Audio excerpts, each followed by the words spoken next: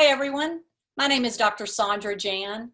I'm an adjunct clinical affiliate at the University of Texas at Austin School of Nursing and a psychotherapist in private practice in Austin, Texas. As a member of the Psych Congress Steering Committee and the Psych Congress family, we hope all of you are doing well. We appreciate you joining us today as we continue this educational video series addressing tardive dyskinesia and coping during the COVID-19 pandemic. This program is approved for 0.25 continuing education credit. The series is supported by educational grants from Teva Pharmaceuticals and Neurocrine Biosciences. Today, our guest expert is Dr. Rajiv Kumar. Dr. Kumar is a leading authority on the identification and management of TD and other movement disorders. He's the medical director of the Rocky Mountain Movement Disorders Center in Englewood, Colorado. We're so fortunate that Dr. Kumar has joined us for this interesting conversation about short-term and potential long-term impacts on patients with TD. It's great to have you with us, Rajiv. It's a pleasure to be here, Sandra. I look forward to our discussion. You know, Rajiv, I bet we all agree that regardless of the disorder, prompt detection and treatment, they're both critical. Now, when it comes to TD, how important is prompt detection, appropriate treatment in avoiding permanent and more severe outcomes? Well, I think that early detection of tardive dyskinesia is important for several reasons. First, it should be recognized that once tardive dyskinesia occurs, in the majority of patients, it tends to be long-lasting or permanent, and in most cases does not remit. If it does remit, it often takes a long time to remit. In my experience, tardive dyskinesia is most likely to remit, however, if it is relatively mild and it hasn't been going on for a long time. Now, remission is only likely if one can eliminate the dopamine receptor blocking medication, usually an antipsychotic, or one can reduce the dose, or also reduce the potency of the D2 receptor blockade. So if one detects the tardive dyskinesia early, the treating healthcare provider or psychiatrist can eliminate or reduce antipsychotic drug therapy if it's appropriate, depending on the patient's psychiatric stability. An example of this might be a patient with bipolar disorder who is on, let's say, aripiprazole for mood stabilization, but might be equally well treated with other drugs, such as, for example, valproate or lithium or lamotrigine. So there are other non-antipsychotic options that could be employed, and by getting rid of the antipsychotic, the patient's TD may be more likely to remit, or at least is less likely to worsen over time, because continued exposure to the antipsychotic is more likely to result in longer-term worsening.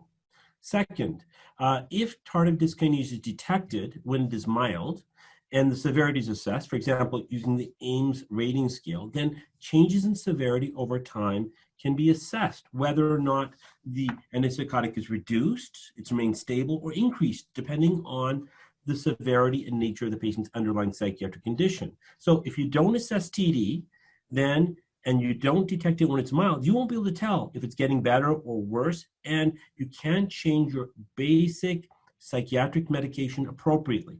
Now, if you don't detect TD, then you might miss physical harm that's being done to the patient. So most patients have orofacial stereotypies or dyskinesia, and this may result in biting of the tongue, dental damage, biting of the mouth. That's when it's relatively milder. In more severe TD, more severe TD is more likely to be noticed by the treating physician. However, sometimes it's not, and it's described to other things. So, for example, unsteady gait when patients have truncal chorea can cause harm to patients by falls. Now, the other issue, of course, is that if you have tardive dyskinesia, that can cause social stigma, and that creates a problem for the patient themselves. And, of course, TD is associated with more severe or worse psychiatric outcomes. On the other hand, psychiatric outcomes which are poor are more commonly associated with TD because we often have to treat more aggressively to treat those patients with TD. So treat those patients' psychiatric state. So if one recognizes the TD, one can recognize this patient who's also at higher risk for a poor psychiatric outcome and can act accordingly. So Early detection can help you take action to best treat your patient.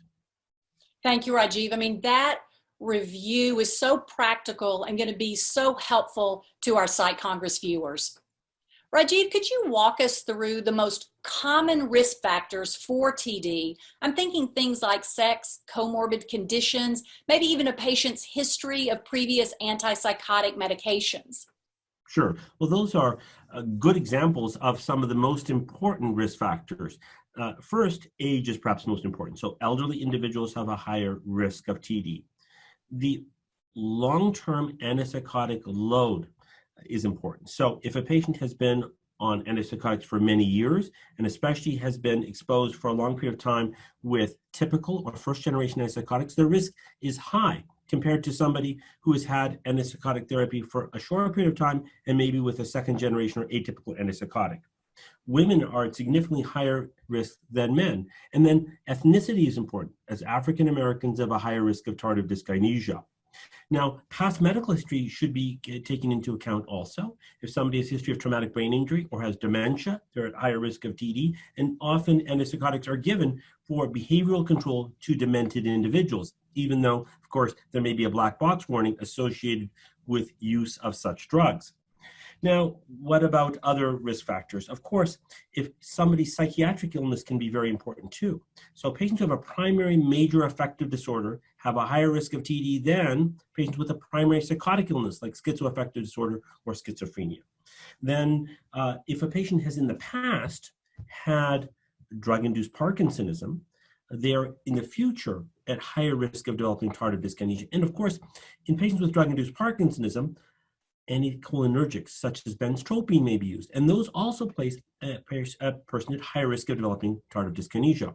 And other risk factors should be taken into account too, such as HIV positivity or being diabetic.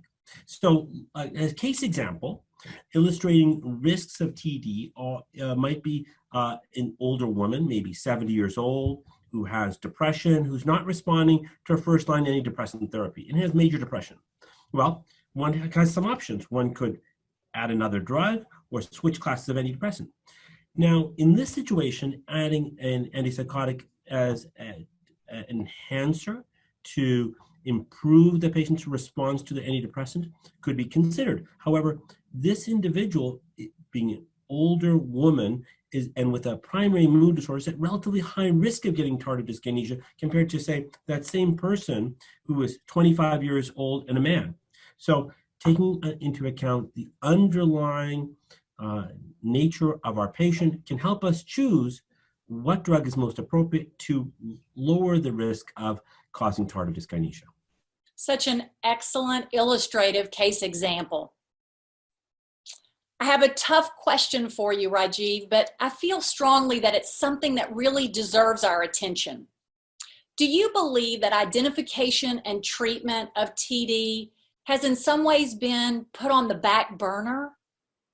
Well, in psychiatry, it's only recently that we've had clinical trials to show efficacy of medications for tardive dyskinesia, and this has resulted in the approval of 2 medications for treatment of tardive dyskinesia. However, from the movement disorders neurology perspective, we've known that treatment with VMAT2 inhibitors, especially with a drug called tetrabenazine, has been successful and highly effective for many, many years for treatment of tardive dyskinesia. And tetrabenazine has been approved for treatment of a variety of hyperkinetic movement disorders in many countries throughout the world, such as Canada and England, for many years. So I think that there was a tendency to underemphasize tardive dyskinesia, maybe sweep it under the rug a little bit in psychiatric practice. Now, there are a number of reasons this might be the case. First is lack of comfort with the clinical examination and physical examination. Psychiatry is really focused on having some degree of distance between the practitioner and the patient. Touching the patient is, to some extent, a little bit of a taboo, from at least as I view it as a neurologist, for psychiatrists. Whereas in neurology, if you don't touch your patient and put your hands on that patient, you haven't done a proper examination. And so psychiatrists have not emphasized this, and training programs have not emphasized the role of the physical examination in detection and management of tardive dyskinesia. So Hopefully that is going to or will improve now. In addition, there has been, because of this lack of focus, a tendency to lump. You lump anything that moves as EPS, extrapyramidal symptoms, instead of calling drug-induced Parkinsonism and tardive dyskinesia and other drug-induced movements, such as, for example, drug-induced tremor, as unique, identifiable, and actionable things that can be treated. And so I'm hoping, again, that with the re-emphasis and approval of medications for these disorders, there'll be a newfound focus.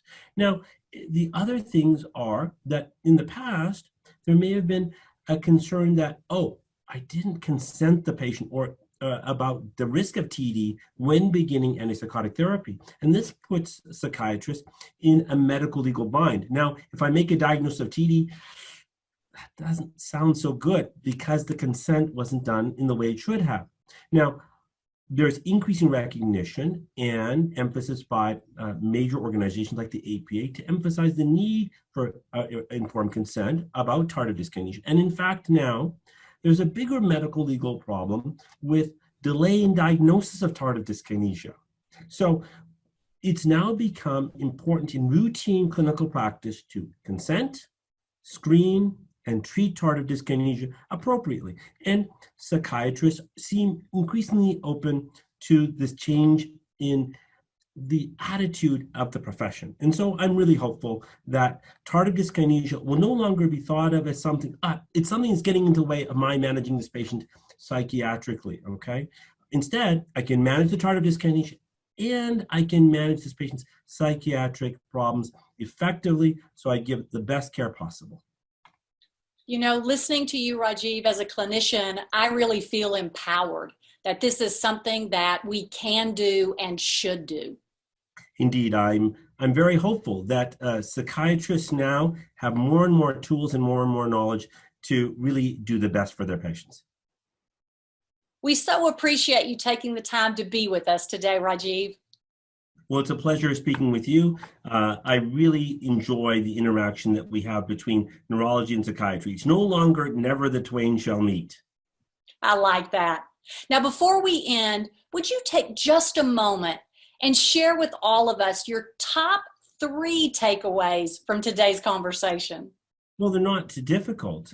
First is that early detection and screening is important because by doing so, you can properly adjust your antipsychotic therapy and give the best care for your patients.